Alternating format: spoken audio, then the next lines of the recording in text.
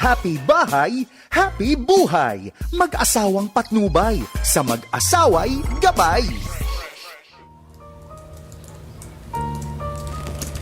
Honey, mukhang serious ang journaling natin today ah.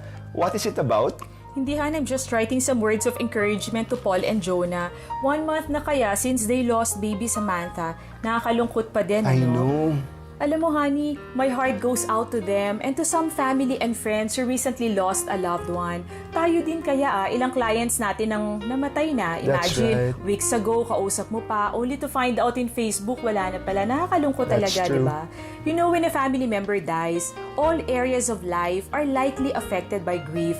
And it is normal to question everything. A month ago po, our dear couple friend lost their very first baby after 5 years of waiting. And we were as shocked and saddened because we have witnessed how they prayed hard for this pregnancy, how they waited talaga naman for this to happen, only to lose the baby 2 days after being birthed. Alam mo, honey, may mga nangyayari sa buhay natin that are very hard to comprehend. And at some point, nagtatanong ka sa Panginoon, Lord, why me? Bakit ako pa? I'm obedient. Sumusunod naman ako sa'yo. Normal po na masaktan. Normal po na at some point, maaari kang magtanong o magtampo. Pero alam mo, honey, I am reminded sa sinabi sa Isaiah 55:8, For my thoughts are not your thoughts, nor my ways your ways. We can rest in the truth that His plans and purpose in our lives are far greater.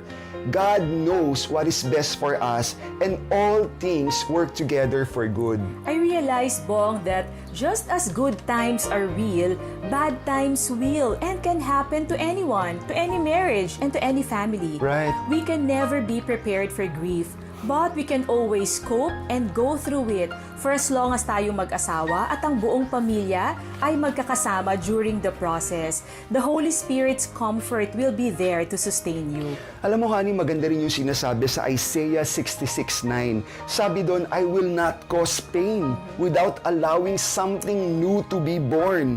We deal with different kinds of pains. In our marriage, loss of income, even loss of a loved one, di ba? Yes. So bilang mag-asawa, honey, how can we deal with such pain? Unang-una, Bong, mahalaga that tayo mag-asawa at ang buong pamilya magkasama na harapin ang pain, di ba? We cry together, Right, we pray right. together. I remember, honey, when daddy died, di ba? Gustong-gusto namin magkakapatid at ng mommy na lagi kami magkakasama. Kasi alam mo yun, we draw strength from each other. In this life, God will allow pain in our lives not to damage us nor completely devastate us, but the momentary pain we experience would always leave imprints in our hearts. God often teaches us valuable lessons, realizations, and revelations through our sorrow. Pain deepens our relationship and strengthens our faith as a couple and as a family. Cry if you must. Kung kinakailangan iiyak mo at ilabas mo yan at kung makakatulong sa'yo, it's a stage na pagdadaanan mo, honey, di ba?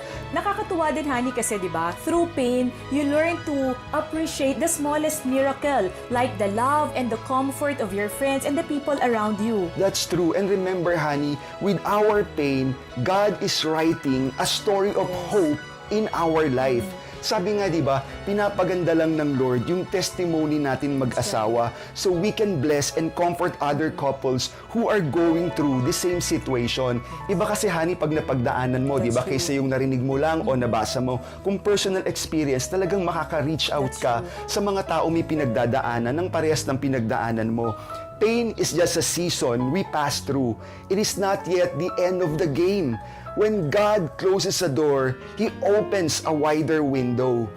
Pain gives us or gives you and your spouse an opportunity to watch God amaze you with a glorious ending. Let us remember that God is the God of restoration. He is there for you in good times and in bad times. He will give you something and someone new to replace your sorrow. At ang maganda dyan, honey, ang Panginoon, He never loses a life. He will always birth life out of your pain. Tandaan po natin, sa mga nawalan ng mahal sa buhay, may the thought of heaven comfort you. Lagi po nating tandaan na ang mag-asawang sabay manalangin. Na pagtatagumpayan lahat ng suliranin. Ako po si Bong Pineda. At ako naman po si Claire para sa Happy Bahay. Happy buhay! Happy bahay, happy buhay. Mag-asawang patnubay, sa mag-asaway gabay.